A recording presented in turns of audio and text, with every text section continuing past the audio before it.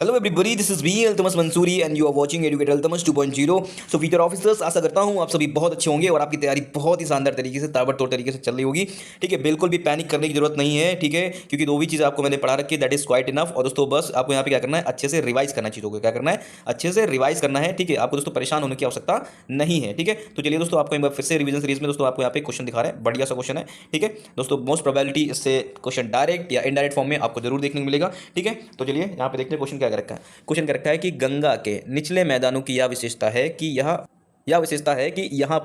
पर वर्ष भर मतलब पूरे साल जलवायु उच्च तापमान के साथ आर्द्र बनी रहती है। कैसे बनी रहती है? हाई टेम्परेचर, कैसा रहता है? हाई टेम्परेचर रहता है। ठीक है, क्या रहता है? हाई टेम्परेचर बना रहता है। ठीक है, ह्यूमिड रहता है। क्या रहता है? ह्यूमिडिटी। ठीक है, जो ह्यूमिड है दोस्तों वहाँ पे बनी रहती है। ठीक है, इस क्षेत्र के लिए निम्नलिखित फसलों के युग्मों में से कौन सा युग्म सबसे उपयुक्त है? ठीक है, क्या रखा है? धान और कपास, गेहूं और जूट, धान और जूट, गेहूं और कपास। ठीक है, क्या मतलब नीचे फसलें दे रखी हैं, क्वेश्चन ध्यान रखना, नीचे क्या दे रखे हैं, यहाँ पे सारी फसलें दे रखी हैं। और दोस्तों यहाँ पे ऊपर क्या रखा है कि गंगा के निचले मैदानों में, मतलब कि क्वेश्चन आपसे इनडायरेक्टली पूछ रहा है कि गंगा का जो यहाँ पे जो निचला मैदान है वहाँ पे किस प्रकार की फसलें उगाई जाती हैं। क्योंकि गंगा के निचले मैदान में क्वेश्चन बता रहा है कि गंगा का जो निचला मैदान होता है वहाँ पे क्या होता है? हाई टेम्परेचर होता है। क्या रहता है? हाई टेम्परेचर रहता है। और यहाँ पे कैसा रहता है? आर्द्रता से भरा रहता है। ठीक है, मतलब यहाँ पे ह्यूमिडिटी अच्छी खासी मेंटेन रहती है। क्वेश्चन समझ में आ गया होगा। तो चलिए, सबसे बड़ी बात तो ये होती है ना, लोग सबसे बड़ी गलती क्या करते हैं। देखिए, मेरी हर एक वीडियो में आपको मैं चीज़ें बताता हूँ, आपको रोकने की कोशिश करता हूँ कि लोग गलती कहाँ करके आते हैं। गलती यही करके आते हैं कि लोग क्वेश्चंस को सही से पढ़ते नहीं है। ठीक है दोस्तों, क्वेश्चंस आपको एक बार अच्छे से पढ़ना है, दोबारा फिर अच्छे से पढ़ लो। मैं तो कहता हूँ आप 10 सेकंड क्वेश्चन पे ज़्यादा ले लो, कोई दिक्कत नहीं। जब एग्जाम हॉल में आप बैठे हो, ठीक है, क्योंकि एग्जाम का प्रेशर होता है, जब आप जल्दीबाजी में पढ़ते हो दोस्तों, बहुत सारी चीज़ आपसे स्किप हो जाती है। तो हो सकता है आपको क्वेश्चन समझ में ना आया हो, लेकिन हो सकता है क्वेश्चन 2 कौड़ी का हो। ठीक है, बिल्कुल सस्ता क्वेश्चन हो, जो जितना बड़ा क्वेश्चन दिख रहा है वो उतना ही हल्का है। ठीक है, और जो जितना सरल क्वेश्चन दिख रहा है वो उसमें दोस्तों आपको सजग रहने की जरूरत है। क्योंकि दोस्तों जो चीज़ें मतलब टैप है, आप समझो ना चीज़ों को, कोई चीज़ आपको इतना हलवा बना के थोड़े पूछ सकता है। ठीक है, इसका मतलब आप फंसने वाले हो, या तो वहाँ पे सिली मिस्टेक करने वाले हो या तो उसमें फंसने वाले हो। तो ये चीज़ आपको ध्यान में रखना है। जो क्वेश्चन बड़ा है आंसर बड़ी आसानी से आएगा, जो क्वेश्चन सरल है मतलब सतर्कता बरतनी है। मतलब यहाँ पे एग्जामिनर ने आपसे यहाँ पे क्या बोलते हैं, ट्रैप फंसा दिया, जाल फेंका है, अगर आप फंस जाते हो तो आसानी से जाओगे। ठीक है, कोई दिक्कत वाली बात नहीं। चलिए शुरू करते हैं। आपको मैं सारी चीज़ें बताता रहता हूँ, ठीक है, ताकि आप गलती मत करना एग्जाम में।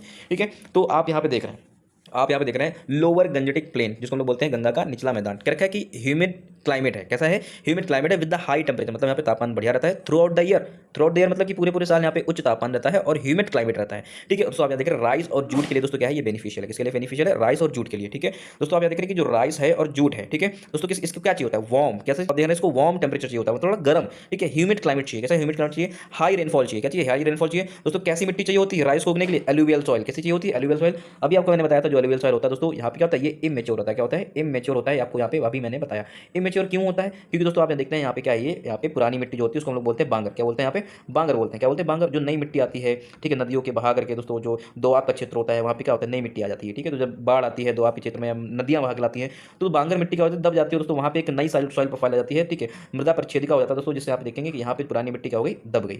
जो बांगर था वो दब गया। और यहाँ पे आपको क्या दिख रहा है, यहाँ पे आपको खादर का क्षेत्र दिख रहा है। तो इसका मतलब क्या है, ये इमेच्योर है, मेच्योर हो ही नहीं पाती, दूसरी मिट्टी फिर आ जाती है उसके ऊपर। ठीक है, तो ये आपको पता चला। ठीक है, एलुवियल सॉइल दोस्तों इंडिया के कितने पोर्शन में दोस्तों, ऑलमोस्ट देखेंगे 40% रीजन में आपको देखने को मिल जाता है दोस्तों। गोदावरी बेसिन रीजन हो गया, कृष्णा बेसिन रीजन हो गया दोस्तों यहाँ पे आप देख रहे हैं ईस्टर्न घाट में आपको देखने मिलेगा, वेस्टर्न घाट में आपको देखने मिलेगा। ठीक है दोस्तों, आपको यहाँ पे गंगा के मैदानी क्षेत्र में देखने मिल जाएगा। ठीक है, गंगा मैदान क्षेत्र मतलब पंजाब से लेकर के दोस्तों आप यहाँ पे आसाम के रीजन के बीच में आपको देखने मिल जाएगा। ठीक है दोस्तों, आपको ये सारी चीजें अच्छे से समझ में आ रही होंगी। ठीक है, बात जरूर मिट्टी की थी तो थोड़ा सा डिस्कस कर दिया।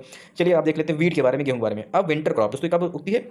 जाड़ों के समय में उगती है। ठीक है, आप दोस्तों यहाँ पे देखेंगे रबी क्रॉप है। कैसा है? रबी। ठीक है, रबी दोस्तों आप कैसे? गैस। गैस का मतलब क्या होगा? गैस है दोस्तों क्या होगा? गेहूं। और साथ मतलब क्या होगा? सरसा। सरसों। क्या हो गया? सरसों हो गया। गेहूं और सरसों दोस्तों कैसी फसलें हैं? रबी की फसलें हैं। ठीक है दोस्तों, आई होप आप यहाँ पे रिवीजन की फॉर्म में बहुत अच्छी सारी चीजें तैयार हो रही होंगी। ठीक है, आपको दोस्तों यहाँ पे खिंच करके एक जगह मिल रहा है। तो आप देख रहे हैं गेहूं। गेहूं दोस्तों कैसी क्रॉप है? विंटर में। और दोस्तों देखते हैं, लोग सुनते हैं गाँव में, कहते हैं कि जितना कोहरा गिरेगा, क्या जितना कोहरा गिरेगा गेहूं की फसलों के लिए उतना क्या रहेगा, बेनिफिट रहेगा। गेहूं की फसलों के लिए क्या रहेगा, उतना बेनिफिट रहेगा। ठीक है, तो दोस्तों इससे समझ आता है कि विंटर क्रॉप्स है। ठीक है दोस्तों, होली के टाइम में क्या करते हैं, काट लेते हैं। ठीक है, उसके बाद दोस्तों आप देख रहे हैं कि विंटर क्रॉप्स कूलर, क्या मतलब इसको उगाया जब जाता है, जब इसको गेहूं की फसल को जब उगाते हैं दोस्तों, कैसा चाहिए होता है दोस्तों, यहाँ पे आप देखते हैं विंटर सीजन। कैसा चाहिए? विंटर सीजन चाहिए। लेकिन दोस्तों अभी जब फसल पक जाती है, मतलब जब पक करके सूख के बढ़िया तैयार हो जाती है, लहराते हुए खेत दोस्तों आप देख रहे हैं ना, एकदम पीले पीले नजर आते हैं। ठीक है, होली के टाइम पे जब गेहूं कटता है तो आप दोस्तों यहाँ पे देखेंगे कि दोस्तों इसको पकने के लिए दोस्तों क्या चाहिए, हाई टेम्परेचर चाहिए। क्या चाहिए? हाई टेम्परेचर चाहिए, याद रखना दोस्तों। ठीक है, इसको उगाने के लिए दोस्तों क्या चाहिए, मॉइस्ट रीजन चाहिए, मतलब विंटर सीजन चाहिए। और दोस्तों इसको यहाँ पे जब पक जाती है दोस्तों कैसा चाहिए, शुष्क चाहिए। शुष्क मतलब यहाँ पे सूखी, ठीक है, शुष्क जलवायु चाहिए। ठीक है, आपको बातें समझ में आ रही है? आई होप समझ में आ रही होंगी। ठीक है, थोड़ा बातें चीजें करते हुए हम लोग बढ़िया से तैयार कर लेंगे। ठीक है, थोड़े दिन बच्चे हुए हैं,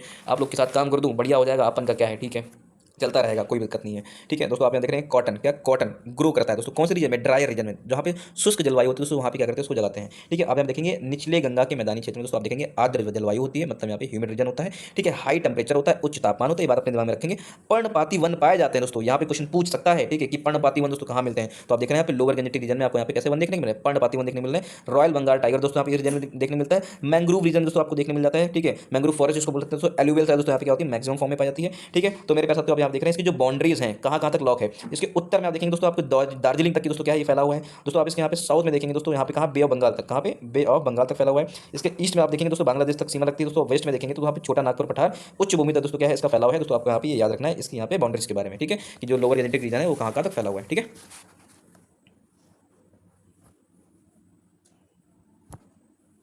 प्यारे साथियों, आप यहाँ देख रहे हैं गेहूं के बारे में, क्या है गेहूं कैसी फसल है, रबी की फसल है। कैसी फसल है, रबी। अभी मैंने बताया था गैस, कैसे बताया था, गैस बताया था। ठीक है दोस्तों, आप यहाँ पे अच्छे से एक बार पढ़ लेंगे रबी की फसलें कौन सी आती हैं, गेहूं। ठीक है, अब खरीफ की फसलें कौन सी आती है, जाए तो सबको पता रहता है, रबी और खरीफ में दोस्तों बहुत ज़्यादा कंफ्यूजन हो जाता है लोगों को। ठीक है, एक बार इसको अच्छे से आप देख के जाएंगे ध्यान दे करके। उसके बाद दोस्तों आप देख रहे हैं यहाँ पे दूसरा प्रमुख अनाज है, क्या है, दूसरा प्रमुख अनाज है इंडिया दोस्तों। आप देख रहे हैं विश्व का 13% दोस्तों। ठीक है, आफ्टर चाइना। ठीक है, आफ्टर चाइना के बाद दोस्तों यहाँ पे क्या है, 13% दोस्तों क्या करता है, यहाँ पे उत्पादन करता है। ठीक है, मध्यम तापमान चाहिए होता है कब उगाने के लिए दोस्तों। ठीक है, मध्यम वर्षा चाहिए होती है। कटाई के समय दोस्तों आप क्या चाहिए, इसको तेज धूप चाहिए दोस्तों, आपको मैंने अभी बताया था। ठीक है दोस्तों, इसको बोते समय टेंपरेचर कितना चाहिए होता है, 10 से 15 डिग्री का, और कटते समय दोस्तों आप देख रहे हैं यहाँ पे 25 डिग्री टेंपरेचर मैक्स उसको होना चाहिए।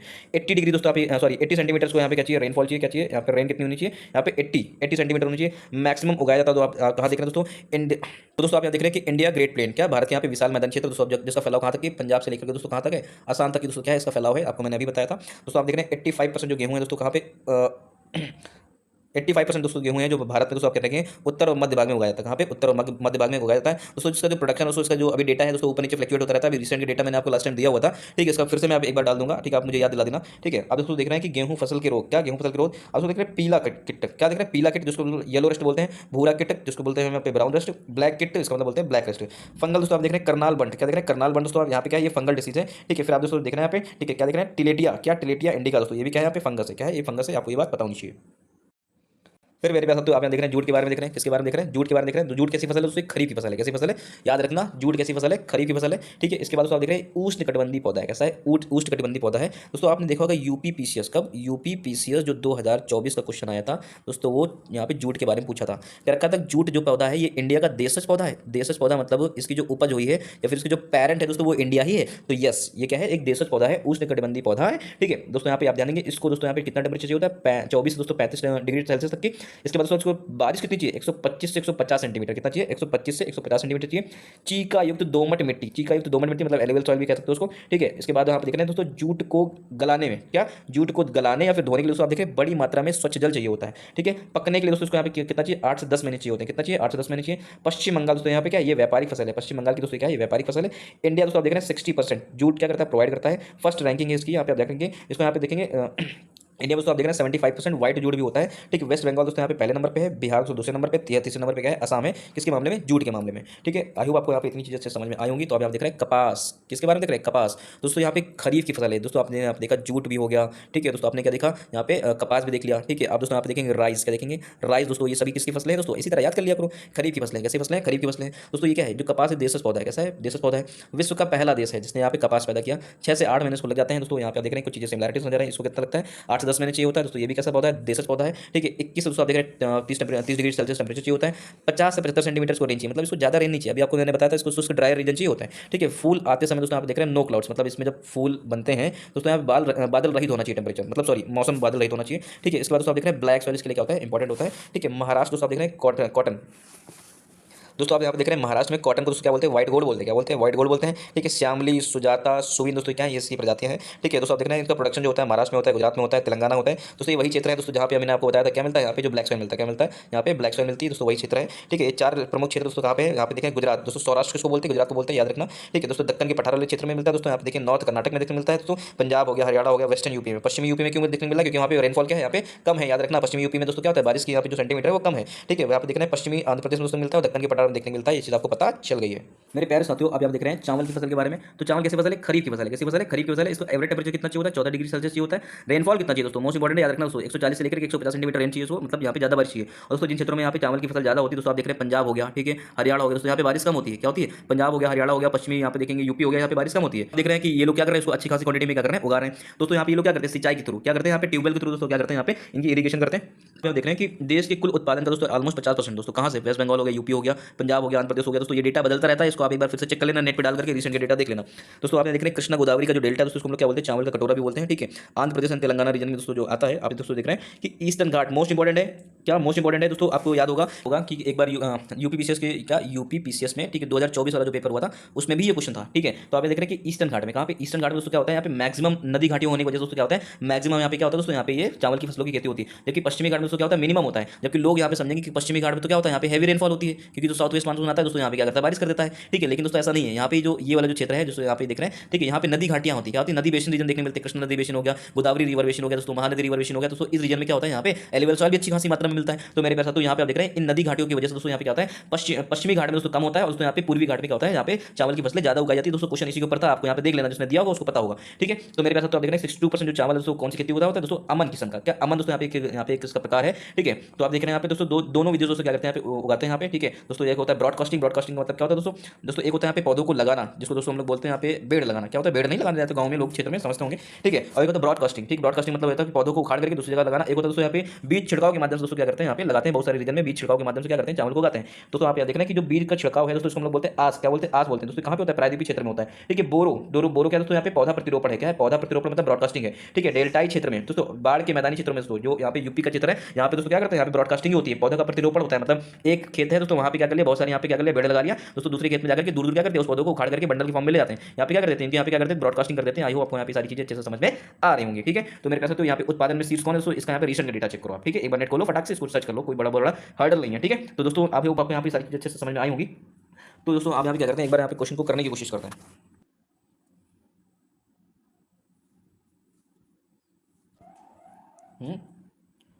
तो मेरे प्यारे साथियों, आप यहाँ पे देख रहे हैं, कह रखे कि वर्ष भर जलवायु वाले उच्च तापमान और साथ में आर्द्रता यहाँ पे बनी रहती है। गंगा के निचले मैदान वाले क्षेत्र का दोस्तों क्वेश्चन पूछा गया है दोस्तों। आपको यहाँ पे ऑप्शन नंबर सी क्या करना है? बिल्कुल करेक्ट करना है। धान और जूट के लिए दोस्तों यहाँ पे क्या है? यहाँ पे अधिक पानी की आवश्यकता होती है दोस्तों। और यहाँ पे दोस्तों क्या होता है? यहाँ पे आप दोस्तों यहाँ पे देख रहे हैं दोस्तों, अधिक पानी की आवश्यकता होती है दोस्तों। तो यहाँ पे बारिश भी अच्छी खासी हो जाती है दोस्तों। यहाँ पे धान और जूट के लिए दोस्तों क्या रहता है? ये अच्छा रहता है, ठीक है। आपने दोस्तों देखा होगा कि जूट के लिए दोस्तों यहाँ पे भी अच्छा खासा यहाँ पे रेनफॉल चाहिए था। दोस्तों चावल के लिए करीबन 140 से लेकर के 150 सेंटीमीटर रेनफॉल चाहिए, ठीक है। तो मेरे पास आपको ये अच्छे से समझ में आ गया होगा। तो जल्दी मिलते हैं नेक्स्ट वीडियो में। Thank you so much for watching this video.